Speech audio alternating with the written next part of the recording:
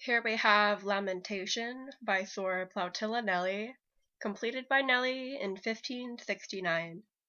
Nelly's relationship with painting is interesting because despite her lack of formal training and the restrictions placed upon her for being both a woman and a nun, Nelly still was able to complete a variety of works, including large-scale altarpieces like the Lamentation. Instead of traveling, like other male Renaissance artists, in order to draw inspiration from paintings and monuments across Europe, Nelly instead learned from drawings when she could get a hold of them. While Nelly studied works from various different artists, one of the most influential to Nelly's work perhaps were the drawings of Fra Bartolomeo, which passed into Nelly's possession after his death. Through her studies of Fra Bartolomeo's works, Nelly was able to draw from them a certain purity and grace, a sense of which is felt within Nelly's Lamentation. In her Lamentation, Nelly borrows heavily from the general composition of Bartolomeo's own work. The figure of Christ, laying upon a stone and facing right, is very similar to that of Bartolomeo's Christ. Nelly's figure of St. John on the left, supporting Christ's body, as well as Mary Magdalene at Christ's feet, are also compositionally similar to Bartolomeo's own. The two standing figures in yellow in Nelly's painting draw from the poses and dress of the two standing figures in Bartolomeo's, with Nelly's man on the left being similar right down to the color of his robes. In addition to Fra Bartolomeo, Nelly also took compositional cues from other artists. In Nelly's Lamentation, the limpness of Christ's arm suggests the influence of Andrea del Sarto's work. The way in which Christ's arm curls upon the ground in Nelly's work makes his limb look truly lifeless.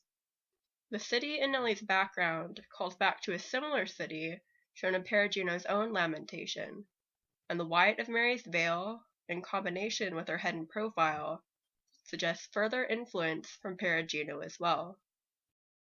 Taking a closer look at the backgrounds of Nelly and Perugino's paintings, you can see that Nelly also takes from Perugino's work his use of perspective, or lack of perspective, to use in her own landscape. In Perugino's Lamentation, the background does not possess much in the way of perspective depth, making it appear separate from the figures at the front of the painting.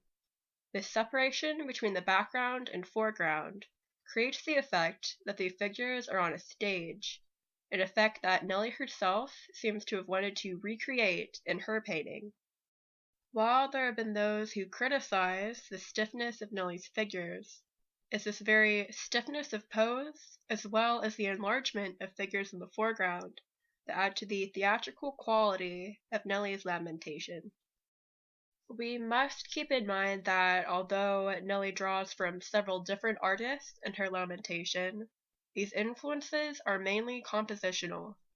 The way in which Nelly chooses to rework these different aspects of other artists' work, as well as the original contributions that Nelly adds in her depiction of the Lamentation, all demonstrate Nelly's own personal style. The women on either side of the Virgin Mary are additions that put Nelly's Lamentation apart from that of Bartolomeo, and are also a significant marker of Nelly's position as a part of the painting's intended audience. Nelly's Lamentation was made to be shown at her own convent, and so it makes sense that Nelly would add female figures that would be reflective of the female audience. It is likely that these two female figures are in fact painted representations of nuns from Nelly's convent who would have assisted in being life models.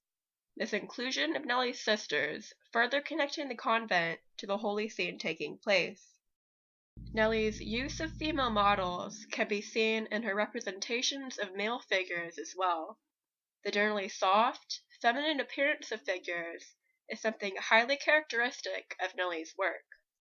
The man standing between the two male figures in yellow is also an addition by Nelly to the scene of the Lamentation, although the identity of this man is fairly ambiguous. The separation that the figure has to the scene taking place, we can see that he gazes somewhere off canvas, while most every other figure in the painting looks toward Christ in mourning, as well as the man's expensive dress, possibly mark him as the painting's donor. The presence of this figure at the scene of the lamentation may also place him as Nicodemus or Joseph of Arimathea, both of whom would have been present at the scene. This image of the possible donor, in the guise of another figure from the Bible, demonstrates Nelly's skills at portraiture. Out of all the figures in Nelly's painting, the face of this man in expensive dress is one of the most individualized. The most striking aspect of Nelly's lamentation is the emotional expressiveness that she gives to the mourners of Christ.